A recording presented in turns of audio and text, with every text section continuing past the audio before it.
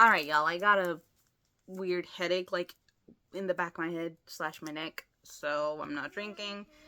We will be eating some chocolate and reading this cringe fan fiction. My kiddo wanted something, so. Anyway, let's start.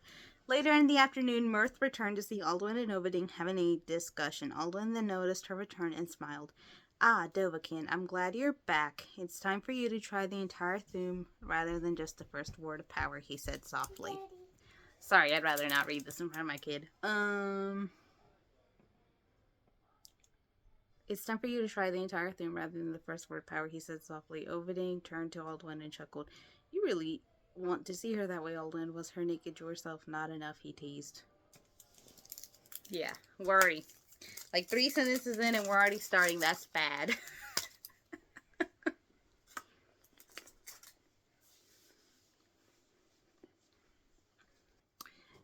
Well, at least the chocolate's good. Alden sucked in a breath and elbowed Overding in the head. Hush your wagging, antagonistic tongue, Overding. He hissed out. Overding chuckled a bit after the hit and shrugged. Overding chuckled a bit after the hit and shrugged. I'm just preparing you for the annoyance that is parenthood. I mean, I'm gonna be straight up. If you don't like kids, don't have them, because both of you will be very miserable. And having kids to extend your bloodline or have someone take care of you is a shitty reason to have children. Anyway, he then sat next to Mirth's garden outside. Alduin looked at Mirth and smiled. Are you ready for your lesson, Dovahkiin? I would think he would call her by her name and not Dovahkiin, because they're allegedly in love and forever mates and whatever Wattpad bullshit this is. Anywho's, he asked her, a hint of worry in his voice due to her long trek back home from Mona Haven.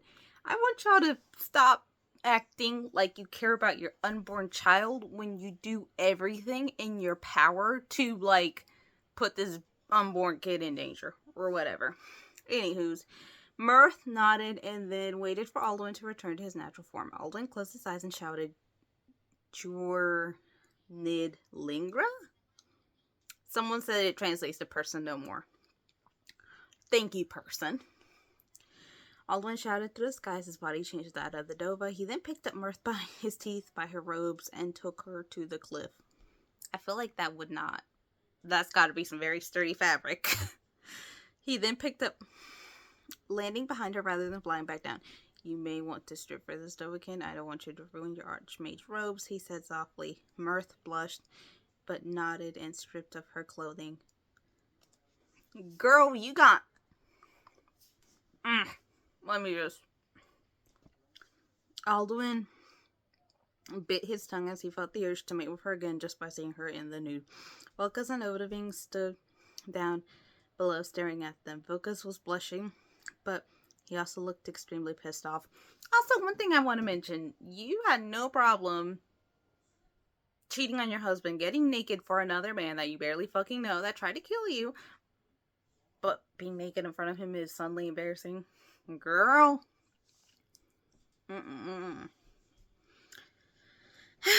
Alduin chuckled at that and nudged Mirth with his nose. Go on and shout, Dovahkiin. I'm behind you. He encouraged Mirth gulped, closing her eyes tightly. She was scared to let the shout my fill, then she shouted the theme. I'm not going to try to pronounce this. Vin Kroprandova? She then doubled over, falling to the ground as her body began to change. Mirth, Vilkas called out in a worry. Mirth's blue eyes turned icy as a black slit appeared down the middle like a Dova. Her arms formed differently. Suddenly she was supporting herself on the ground with her newly made wings. Her body then burned and ached. Her body began to grow bigger. Black scales formed in place of her flesh. Yeah, that's a run-on sentence. Anyway, her hair turned into bony horns. I don't think that's how that works. Then it struck her. She was now in the body of a Dova. She was a Dova. She gasped a little as her wings and bodies looked like the dragon she'd seen in her recurring nightmares. She turned to see Alduin. His eyes were wide, his jaw was dropped, and he almost looked ready to cry. Mirth felt her soul ache at that. Then she remembered what Parthenax said to her about Dina.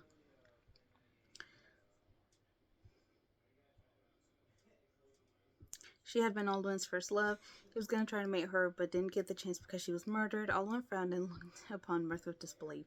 Dina, Gulnas, it can't be, he muttered. Suddenly the sound of another Dova caused him to turn his head. It was Parthenax. He came up to Mirth, Alduin and Mirth, smiling a bit. I should have known Akatosh would do something like this, he said in a soft tone. Alduin looks at his brother and growled, "What do you mean, healed?" Parthenax looked at Mirth with his wise eyes. Mirth's dragon soul is that of Dina. Whatever.